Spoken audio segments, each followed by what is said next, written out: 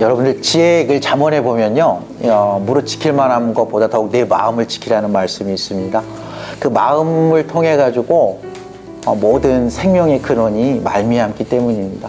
정말 지혜로운 말씀이죠. 저희가 인생을 살다 보면 지킬 게 참 많잖아요. 저희의 명예, 또 지위, 또 직업, 또 재산, 건강, 또 가정, 공동체, 이 나라, 이 민족, 정말 저희가 지켜지지 않으면 정말 삶의 안녕뿐만 아니라 생명조차도 보장받을 수 없는 것이 저희 현실이죠. 정말 마음을 잘 지켜야 합니다. 여러분, 하나님 마음에 합한 사람 다윗이요, 마음을 잘 못 지키는 사건이 있었어요.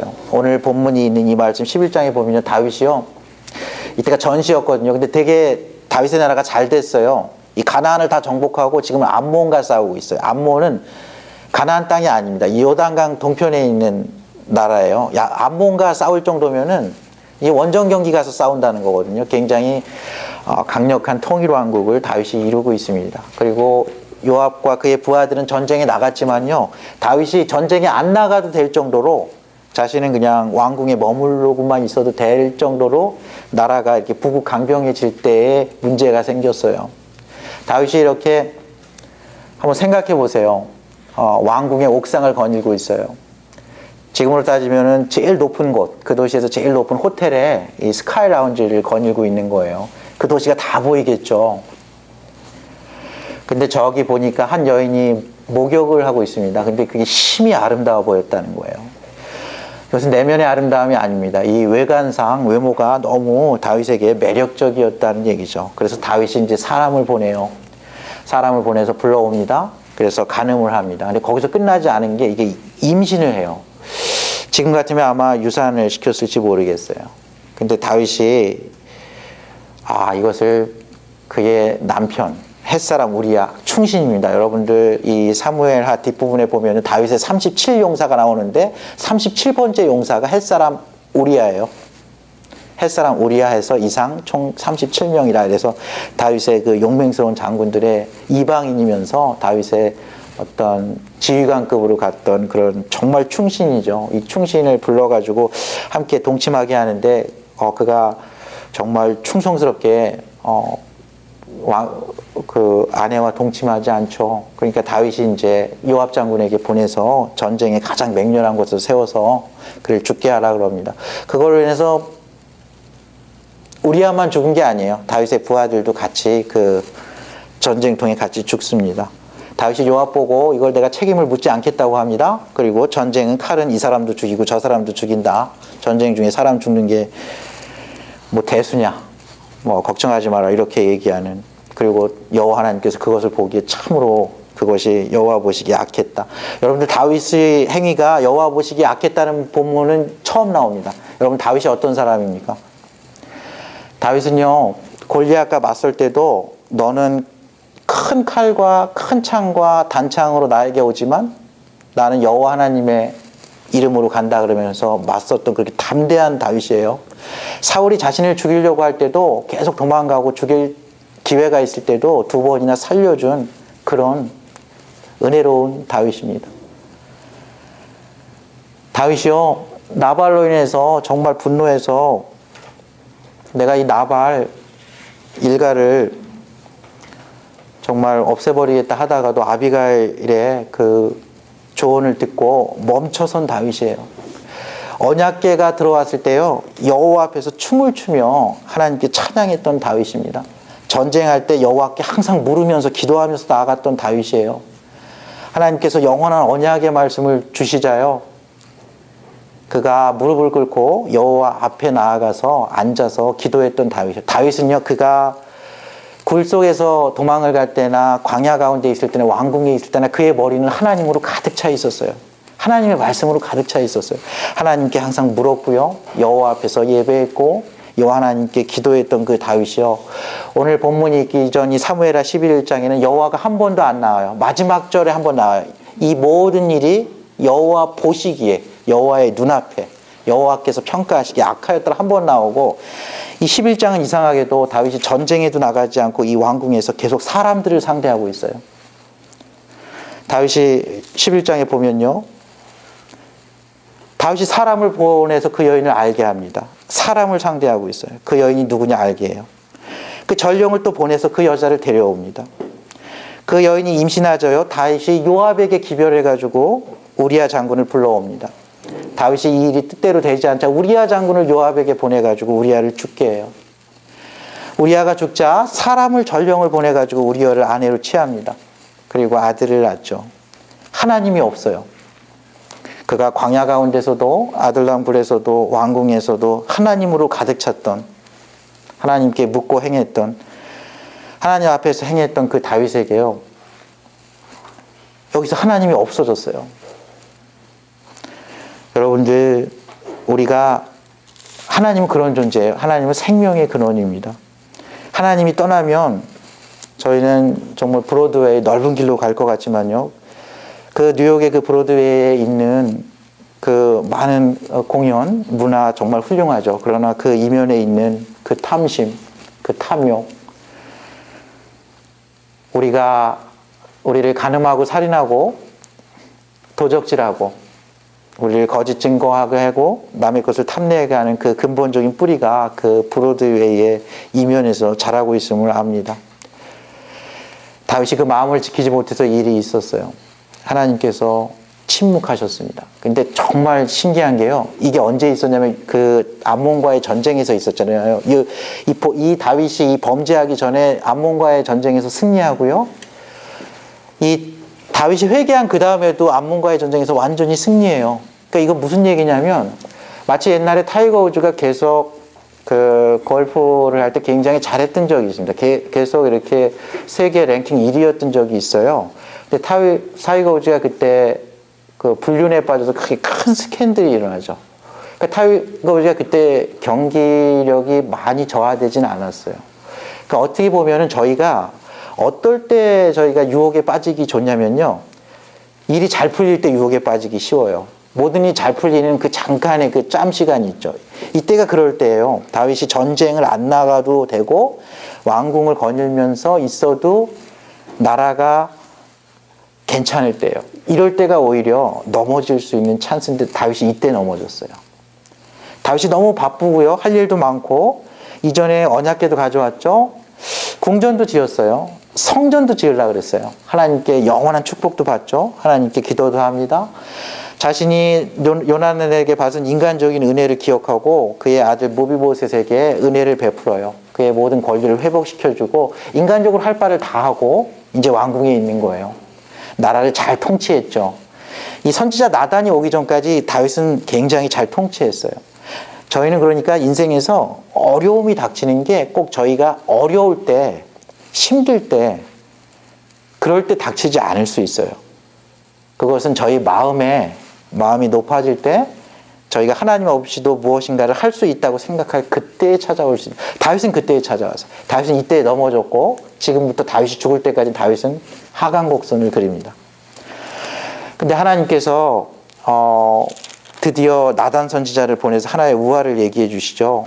여호와께서 나단을 다윗에게 보내시니, 학자들은 이것이 1, 2년 정도 걸렸다고 봅니다. 하나님께서 1, 2년 동안 침묵하셨던 거예요. 하나님께서 다윗에게 회개할 시간을, 돌이킬 시간을 주셨던 것 같기도 하고요. 하나님께서 다윗에게 너무나 실망해가지고, 하나님 이걸 다 보고 있었을 거 아니에요. 우리와를 간음했을 때, 요압에게 이런 술수를 써가지고 편지를 보낼 때, 요압이 전쟁 중에 그를 그 맨 격렬한 그곳, 죽을 수밖에 없는 그곳으로 보낼 때, 그곳에 우리아가 죽고 그의 부하들도 함께 죽을 때, 하나님께서 이걸 다 보고 계셨어요. 우리의 아내를 데려와서 결혼하고 아이를 다 보고 계셨죠. 하나님의 눈에 보시기에 정말 다윗이 정말 악을 행한 이걸 보고 하나님께서 침묵하셨습니다. 1, 2년간 침묵했는데 다윗은 아마 여기 특별한 기록은 없는데 아마 정치를 잘했을 거예요. 전쟁을 잘했을 걸로 그렇게 많은 학자들이 봅니다. 아무 문제가 없었어요, 삶에서. 근데 하나님께서 돌이키지 않는 다윗을 보고 다윗에게 나단 선지자를 보내서 하나의 우화를 말씀해 주는 게 오늘 본문이죠. 굉장히 부유한 사람이 있었다. 양가소가 굉장히 많았다. 이 양가소는요, 이 히브리 문화권에서는 처와 아내와 첩을 상징하기도 합니다. 처첩이 굉장히 많은 다윗을 상징하는 겁니다. 근데 가난한 사람은 아무것도 없고 양 한 마리 있대요. 양 한 마리 있는데 이게 마치 우리 요즘 뭐 강아지 키우고 고양이 키울 때 너무 가까우면 뭐 이렇게 베이비도 되고 딸도 되고 아들도 되잖아요. 그처럼 가깝게 지냈던 딸과 같은 양이 하나 있는데 어떤 지나가는 행인이 부자에게 왔는데 부자가 자기에게 있는 그 많은 양과 소를 내두고 그 이웃 사람의 가난한 양 새끼를 빼앗아서 그걸 잡아서 줬다는 얘기입니다. 다윗이요, 이게 나단이 물어본 거잖아요. 이런 일이 이스라엘 경내에서 있는데 왕이시 어떻게 할까요? 이렇게 물어본 거잖아요. 다윗이 똑똑하죠. 정치를 잘했던 것 같아요. 판단을 잘했던 것 같아요. 5절에 보면 다윗이 그 사람 말미암아 노하여 나단에게 이르되 여호와의 살아계심을 두고 맹세하노니 이 일을 행한 사람은 마땅히 죽을 줄 알아. 굉장히 세죠. 여호와는 살아계시죠. 이스라엘 영원하신 하나님이죠. 여호와의 살아계심을 두고 맹세하니 하나님을 두고 맹세한다는 거예요. 영원하신 하나님을 두고 맹세하는데 이 일을 행한 사람은 마땅히 죽을 줄 알아요. 그 사람 사형이다 이렇게 얘기를 한 겁니다. 사실 이건 사형 아닙니다. 이웃의 양을 훔치면요, 이스라엘 법에서 4배를 갖게 돼 있고요, 소는 5배를 갖게 돼 있어요. 근데 다윗이 이건 오버한 거죠. 이게 죄의 특징이에요. 자신이 죄를 지으면요, 자신의 죄가 이렇게 드러나가지고 하나님께 회개하기 전까지는 그 부분에 굉장히 민감해집니다. 그거는 모든 사람이 그래요. 그러니까 다윗이 오버를 한 거예요. 여호와의 살아계심을 두고 맹세하니 이 일을 한 그 사람 마땅히 죽을 자라. 그 사람이 받을 것보다 더 많이 처벌을 하려고 하는 거예요. 그러니까 자기가 자기 마음에 이 도둑이 제 밟아 저린다고 찔리니까 더 세게 얘기하는 거죠. 저희 안에 그런 마음이 있어요. 저희 안에 이 마음속에 들보가 있으면요, 다른 사람에게 있는 그 티를 빼주고 싶은 마음이 있어요. 불편하다는 걸 알기 때문에. 그러나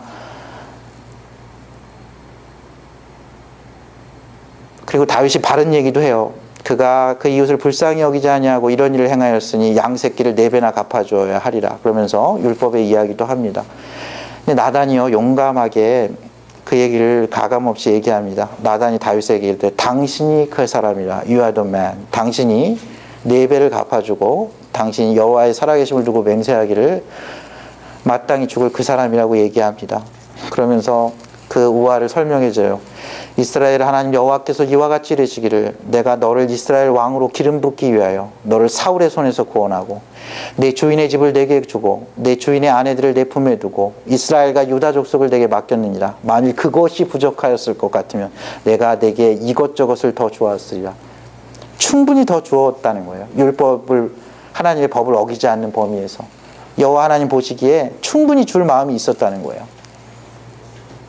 그런데 어찌하여 내가 여호와의 말씀을 업신여기고 나보기에 악을 행하였느냐. 여러분들 여호와의 말씀을 업신여긴 거죠. 여러분들 다윗이 언약궤를 올 때 여호와 앞에서 춤을 췄어요. 여러분들 언약궤에는요, 십자가에 2 돌판이 들어있습니다. 2번째 돌판은 사람들에 대한 돌판이에요. 살인하지 말라, 간음하지 말라, 도적질하지 말라, 거짓 증거하지 말라, 내 이웃의 것을 탐내지 말라, 내 이웃의 아내나 남종이나 여종이나 탐내지 말라는 거예요. 다윗은요, 처음에 10계명에 10계명을 어겼어요. 마음에 탐심이 들어왔어요. 이웃의 아내를 탐냈습니다. 그는 간음을 했어요. 7계명을 어겼어요. 그는 우리아를 살인했고 우리아의 부하들 함께 죽였습니다. 그는 살인 교사와 살인을 했어요. 그는 거짓 증거했고요, 이웃의 것을 도적질한 거예요. 10계명의 2번째 돌판.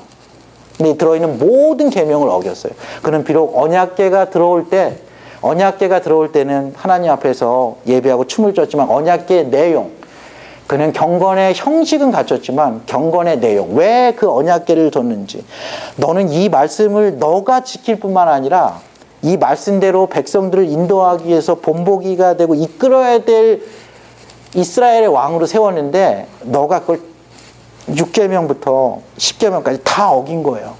너가 여호와의 말씀을 업신여기고, 그것은 바로 나를 업신여긴 건데, 내가 보기에 악을 행하였다고 얘기합니다. 그것도 악을 행하는 방식이 하나님께서 보기에는 너무 너무 인정하기가 어려워서 그가 칼로 햇사람 우리아를 치되 암몬 자손의 칼로 죽이고 그의 아내를 빼앗아 내 아내로 삼았도다.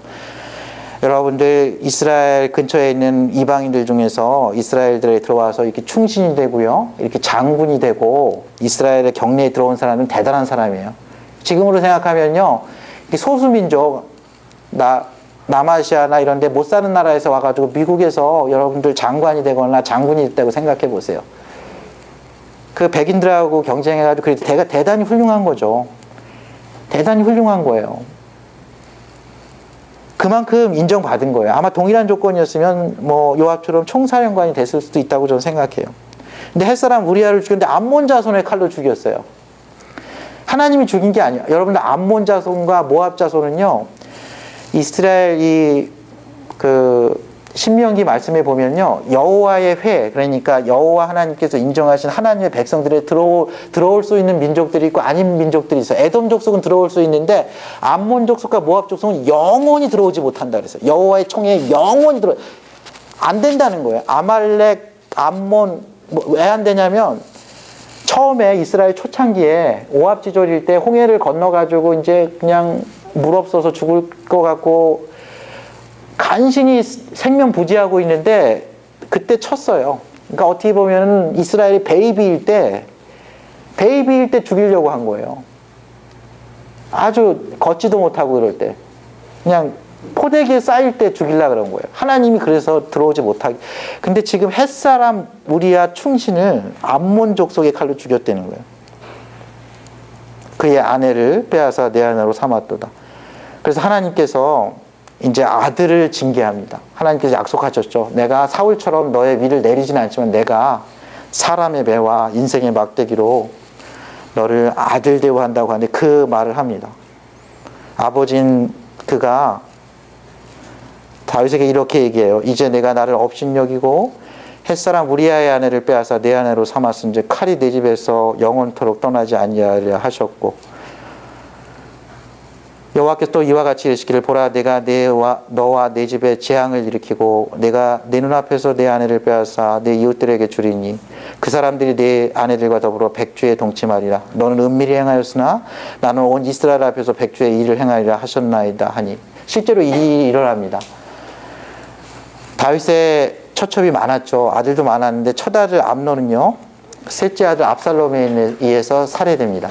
암논이 압살롬의 아름다운 누이 다말에게 욕을 보인 것을 앙심을 품고 압살롬 살해하죠. 그 압살롬은요, 요압 장군이 반란을 일으킨 다윗에게 대항할 때 요압 장군이 죽입니다. 둘째 아들 길르앗은 일찍 죽습니다. 넷째 아들 아도니아는요, 반란을 일으켜요. 다섯째 아들 솔로몬이 왕이 됩니다. 칼부림이 끊이질 않아요. 다윗의 아들 중에 왕이 되고 계속 그 위는 이어지지만 하나님의 진노는 너무나 컸어요. 그러나 다윗은 역시 하나님 마음에 합한 사람이에요. 위대하긴 위대합니다. 다윗이요, 13절에 보면 다윗이 나단에게 이르되 내가 여호와께 죄를 범하였노라. 이게 히브리어로 두 마디로 되어 있어요. 여호와께 죄를 범했다 이렇게 되어 있어요. 영어로는 I have sinned against the Lord 이렇게 되어 있고 히브리어는 두 마디로 되어 있습니다. 하마티 야훼 이렇게 되어 있습니다. 야훼에게 내가 죄를 범했다 이렇게 되어 있는 이 두 마디가 다윗이 하나님의 마음에 합한 사람이었던 거예요. 다윗은 아무 변명도 자기 합리화도 하지 않아요. 사울은 그렇게 했거든요. 사무엘상 15장에 보면 사무엘 선지자가 야단했을 때 내가 좋은 거 남긴 거 당신의 하나님께 예배드리기 위함이야. 백성들을 위한 거지 나 위한 거 아니야. 이렇게 얘기를 했어요. 근데 다윗은 다른 얘기가 없어요. 내가 여호와께 죄를 범하였노라. 이건 여호와께만 죄를 범했다는 거 아니에요. 다윗은 밧세바에게 죄를 범했죠. 밧세바의 가족들에게 죄를 범한 거예요. 그의 남편 우리아에게 죄를 범한 겁니다. 우리아의 친구들에게 죄를 범한 거예요. 요압 장군에게 쓸만한 장군 하나가 없어진 겁니다. 이스라엘 전체 민족에게 죄를 범한 거예요. 조금 깊이 생각해 보면요, 우리아의 친가 쪽 사람들, 외가 쪽 사람들, 그의 가족들, 친구들, 그에게는 이게 정말 아닌 밤중에 날벼락이죠. 그게 한 나라에 아무 말도 못하는, 정말 그 말이 법인 왕이 했기에 망정이지 이것은 용납할 수 없는 폐륜입니다. 하나님 보시기에 뿐만 아니라 다윗은 사람들이 큰 죄를 지은 거죠. 이 회개한 다윗에게 나단이 얘기해요. 여호와께서 당신의 죄를 사하셨나니 당신이 죽지 아니하려니와 이로 말미암아 여호와의 원수가 크게 비방할 거리를 얻게 하였으니 당신이 낳은 아이가 반드시 죽으리이다 하고 나단이 자기 집으로 돌아가니라. 저희가 범죄하면요, 그것은 그 개인뿐만 아니라 그가 속한 가정, 공동체, 그 나라와 민족에 크게 영향을 미칩니다. 여러분들, 남편이요 외도를 하잖아요. 그러면은 아내에게 큰 영향을 미쳐요. 당장 일으키건 1, 2년 있게 그 영향을 미칩니다. 비바람이 불 때 마치 지붕 없는 집과 같이 됩니다. 아이들이 그 사실을 인식하건 인식하지 않건 간에 그것은 큰 영향을 미쳐요. 아이들이 정말 앞으로 한 여인을 만나서 사랑하고 가정을 이루고 그들이 살아가는 인생에 영향을 미칩니다. 그 공동체에 영향을 미쳐요. 그 나라와 민족에게 영향을 미치죠. 다윗도 그렇게 영향을 미치고 그 일에 대해서 이렇게 책임이 일어납니다. 그러나 다윗은요 회개했어요. 다윗이 이때 쓴 시가 시편 51편이에요. 다윗은 1, 2년 동안 하나님이 나에게 멀어졌음을 알 수 있을 거예요. 여러분들, 죄를 지으면 어떻게 되냐면요, 죄를 짓고 자기 양심에 이렇게 가책을 느끼고 자기가 계속 하나님의 율법으로 다른 사람들 판단하잖아요. 살인한 사람 살인하고 간음한 사람 이렇게 돌에 쳐서 죽이고 하면서 가만히 보니까 내가 이걸 다 했거든요. 마음이 편치 않죠. 다윗이 시편 51편에서 이렇게